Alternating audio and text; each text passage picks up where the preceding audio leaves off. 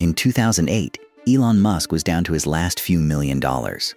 Tesla was weeks from bankruptcy. SpaceX had just failed to reach orbit. 3 times in a row, Musk was going through a divorce, living off loans from friends, and by his own account, close to broke. 17 years later, he doesn't measure his wealth in billions anymore. He measures it in the hundreds of billions. Then, in the summer of 2026, he crossed a line no human being had ever crossed before. He became the first trillionaire in history. This isn't a story about a smart guy who got lucky. It's a story about how modern wealth actually gets built, and why the number on the screen might be the least interesting part of it. Here's why this matters right now, and not 5 years ago. Musk's fortune didn't grow like a normal salary, or even like a normal investment. It grew in violent, non-linear jumps, tied to just a handful of companies, most of which don't even trade on a public stock market, which means his wealth isn't really money in any bank account sense. It's paper. Extremely valuable, extremely fragile paper. Understanding how that paper gets created is understanding how the entire modern tech economy works. Musk is just the most extreme example of it. So let's break down the mechanism, because it's simpler than it looks. Step 1. Musk doesn't take a salary. He takes equity, ownership stakes in the companies he runs. Tesla, SpaceX, XAI. That's the entire game. Own a piece of something, then make that something worth more. Step 2. Those companies don't need to make a profit from Musk to get richer. They just need investors to believe they will, eventually, be worth a lot more than they are today. Tesla, for years, sold cars at a loss while its stock price behaved like it was already the world's dominant car company, energy company, and AI company combined. That's not fraud. That's just what a growth stock is, a bet on the future, priced today. Step 3, and this is the one people miss. Private companies like SpaceX don't even need a stock market to do this. Every time SpaceX raises money from investors at a higher valuation, Musk's stake is instantly worth more on paper, without a single share changing hands publicly, without a single dollar actually landing in his bank account.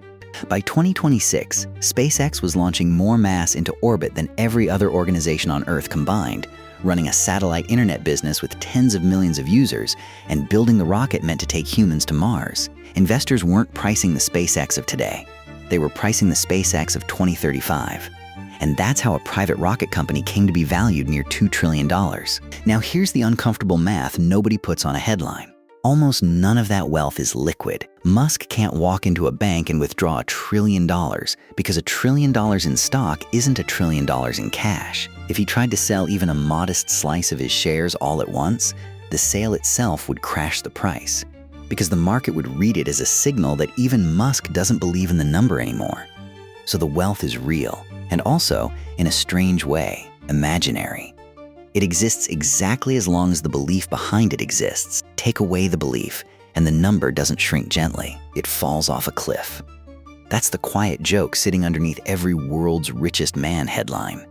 The richer he gets on paper, the more his entire fortune depends on nobody testing whether the paper is real. And that gap, between the headline and the mechanism, is where hype and reality split apart.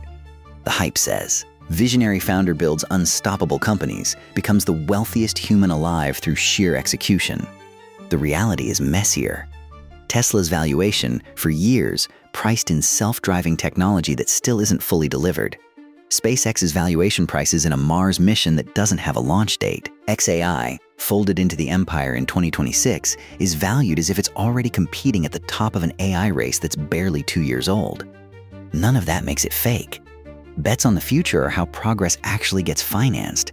Someone has to pay for the failed rocket landings before you get the ones that stick. But it does mean the empire is built less on assets sitting in a vault and more on a story that enough people keep choosing to believe. Zoom out, and the implications get bigger than one man's bank balance. When a single person's net worth depends this heavily on the psychology of investors, that person has an enormous incentive to keep managing the psychology. Through announcements, through timelines, through sheer force of public attention. Some of that looks like innovation. Some of it looks like marketing dressed up as innovation. Increasingly, it's hard to tell the two apart, because at this scale, the marketing is the innovation's fuel. It also means a huge share of the world's wealth now sits in the hands of people whose fortunes could evaporate faster than they were built.